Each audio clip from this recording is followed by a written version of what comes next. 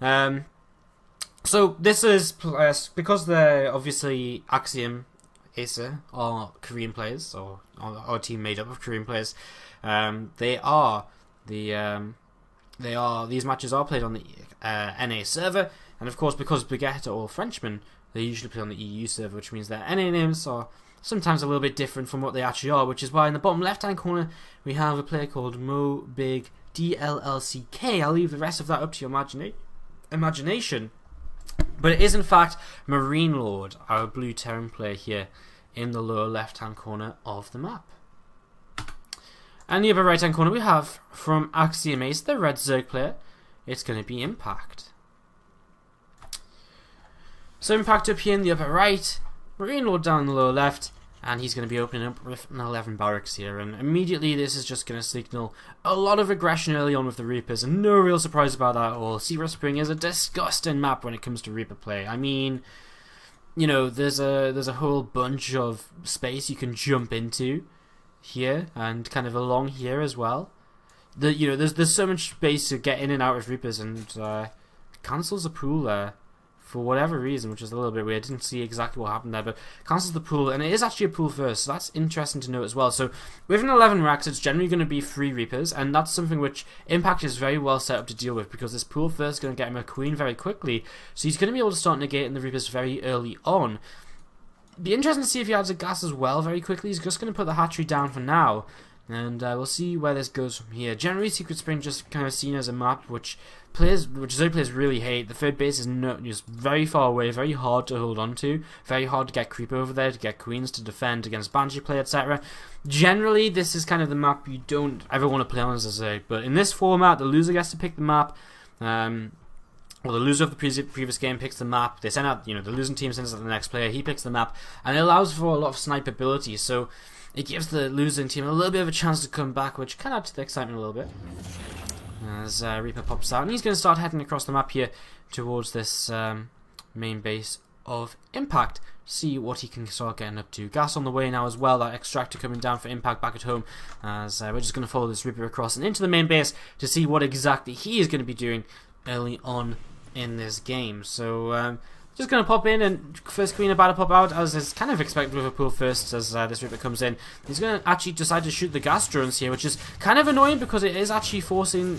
Whoa, he actually gets a kill there, which is nice. It's forcing the workers out of gas as well, though, so it's slowing down that gas mine a little bit.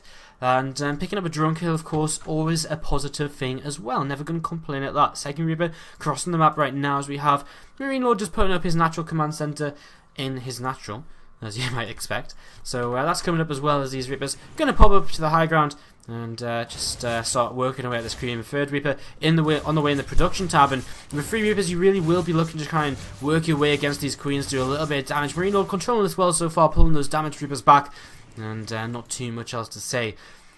Other WCS Season 1 finals, Pult versus Hydra. Every game it was so insane because Pult was so ballsy with his Reapers. He was literally microing them until there was 1 hit left on them, and he was still moving forward with it, trying to get another shot off. And it was such an amazing kind of dance of it was such intense Reaper micro and Reaper Ling micro that kind of just don't see it to that sort of level usually. So it was really fun to watch that. If you guys didn't see the games, you really should watch the finals. It was a very exciting finals to watch. So moving back, these Reapers just going to pull back and head back towards the bottom left hand side of the map. So, another creep tumor just being sent to connect these bases. I say another, it's kind of the first creep tumor of the game, as a lead does start up here from Impact. So going to be going for most likely 2 base Muda at this point in the game. We'll see how many gases he wants to add on. If he goes up to all 4 gases, it is going to be that Spire. If he just sticks with 3, then it's probably going to be some sort of Roach play. But you kind of expect the Roach one to be coming down sort of soon if that's going to be the case. He's building a Spine Crawler as well, so really starting to look as though he just wants to go for this kind of Mutalist play. But again, we'll get confirmation of that very shortly. First 3 Reapers are in the middle of the map and joined by the first Hellions of the game. There's a Banonet's coming down as well, so getting ready to prepare against any kind of Hellbat timings. And with a Spine Crawler as well, I mean, he should have more than enough to defend. And as he pushes his creep forwards, he'll put the Spine Crawler at the top of the ramp to help stop any kind of Hellion run-bys. As these Hellions and Reapers just checking for that 3rd base right now, but no way on earth is Impact going to take that, because there's no way he'd be able to hold it, really. I mean, without that creep, the Queens aren't going to get over there, and they are all kind of pivotal to the defense of a third base usually in the matchup. So, just sitting here, and a couple of overlords just nearby will be able to keep an eye on this army. And not really an army, but this kind of small harass force at the start of the game. Back at home for MarineLorD, we do have a Banshee on the way, something which is spotted by Impact. At least he sees the tech lab on the starport, and he sees the extra barracks coming up as well as the third command center. No engineering base just yet, so he's actually playing very safely here. He's really not rushing into his... he's not rushing into just kind of loads of tech or anything. So he's just taking his time and making sure he's got enough production up to be safe. As he just stopped at 4 Hellions, which is quite interesting as well. Not going up to 6 or 8 or anything as this first Banshee. Kind of without cloak, you're not expecting to do too much with this. Just do a little bit of damage. But more than anything, just pick off a couple of workers, but it's there for defense, so you're able to kind of pull it back, use it against any kind of aggressive roaches or anything, and things like that are kind of common on this kind of map where the Zerg doesn't really want to play a game. And in this scenario, he's actually going to find a couple of workers because he has no. Well, I thought Impact would know this was coming, but apparently he's completely unprepared. And so far, there's 2 kills here for MarineLorD. And the Queen's just completely out of position, going to go up to 5 kills. This is way more damage than this Banshee ever should have done, really, as he's going to get up to 6. Bit of a bad target fighting there, but he gets up to 7. And the Banshee's staying alive now. He's got a lot of lings up to this top side, and they're going to start working their way through these rocks. Still, these Hellions is positioned just on the edge of the creep, which is slowly being pushed forward with the help of these overlords.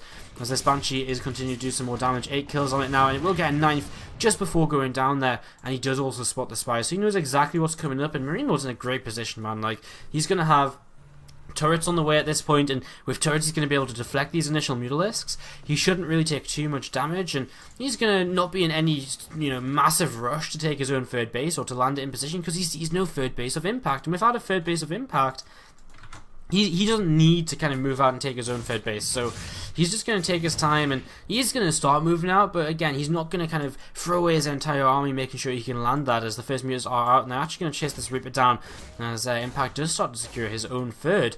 These Lings actually sit in a position where they can run by towards this third base at a certain point.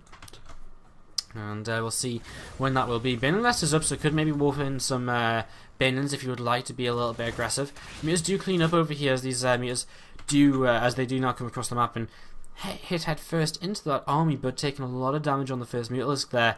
So he's actually going to find a couple of mines as well, so this is kind of nice, and that mine is not going to go off as he's going to come forward and pick up another couple of marines. So there's actually some nice damage so far by Impact. He's finding a way to do damage with these mutalisks, despite there not really being much opportunity. So MarineLorD maybe taking this third a little bit early. I mean, it's not really that early, as Lings do run in. He's got the third pretty safely secure, apart from the fact he's not got anything there to defend the Zerglings.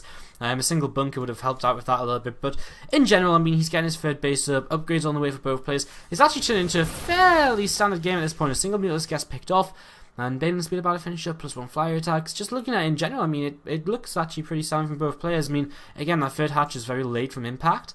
He's going to be able to move towards a 4th base fairly quickly as well, because that's kind of one thing you can take a little bit faster once you've got the third base up in comparison to how quick you want to take your third here. So just flying around with mutants, and again, just getting some nice damage done. Resources lost.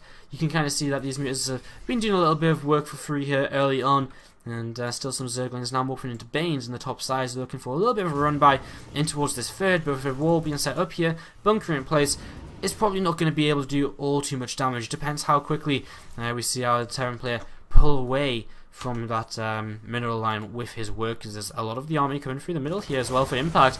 Maybe looking to take a little bit of a fight. He's actually down by 13 workers right now, so maybe not droning up as much as he really needs to. Going to try and distract at the front here with this first army. Pulls back, but at the same time trying to run into the third. Takes down a couple of depots, and that definitely wasn't a worthwhile trade. And again, without kind of being at 75 to 80 drones, he really needs to find a way to trade really well, because generally as a Zerg player in CVT, you want to be on 80 drones, you want to have a smaller army, but you want to take kind of small skirmishes where you pick off a little bit, fall back, regroup, and just keep on picking off at your opponent while continually expanding. And if you ever get a chance to move across the map with your mutas and be aggressive, then that's great, but it's not something you need to necessarily rely on. So it's kind of an interesting state of the game right now where Impact is finally getting up to that word count, but MarineLorD's been at that count for so long that he's already you know, he's already kind of pulled ahead a lot in supply, so a lot more than we usually see the Terran player be ahead by. And I mean, usually it's the Zerg player ahead in supply, so things aren't looking great for Impact at this point as he starts his +2 upgrades as well. They're a little bit behind also, as this one single Balin is going to crash into that turret, will help take that down, and he might go for the Sensor Tower as well. They're quite expensive to rebuild, as he does find his way into the main base with these Mutalisks. So, choosing to be aggressive with the Mutalisks as he does lose one of these to a turret. No! Just keeps it alive. Wow, on the very lows of hit points there, 6.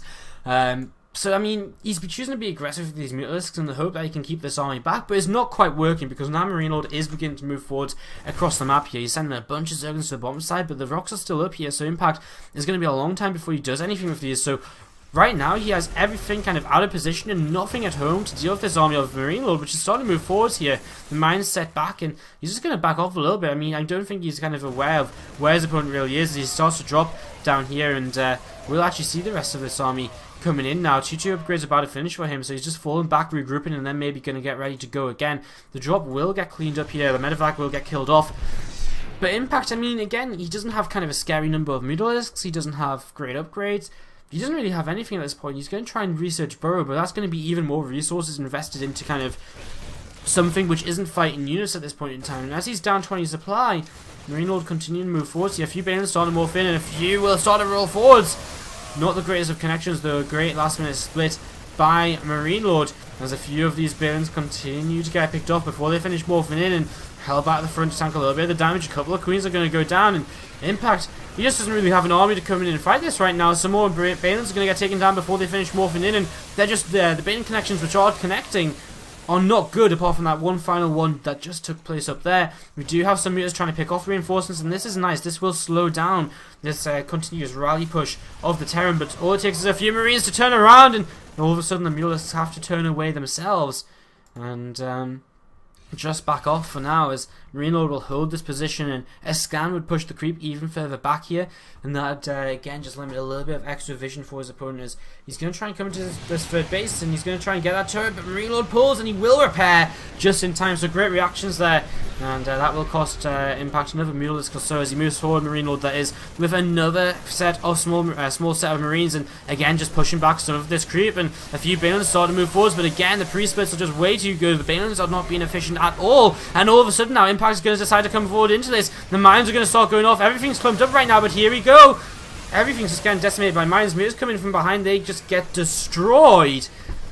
And this was a very one-sided fight by MarineLorD. He barely dipped in supply, whereas Impact, he has absolutely nothing left. He's trying to remake some links, he's trying to remake some mutas, but I mean, he's got a few Balins left, and Overseer goes down. A 4 mixed into this now as well, and Balin's going to start moving forwards, trying to hold on for a little bit longer, but it's just not possible. He's just not getting the connections he needs, and MarineLorD playing this very safely. He got great advantage at the start of the game. Again, it's such a hard map to play on as Zerg, but this just wasn't the game for Impact. These Balins starting to do a little bit here, but it's just not enough, and GG will be called, and Impact will drop out here to give Baguette their first point of this best of 7, evening up the scoreline 1-1.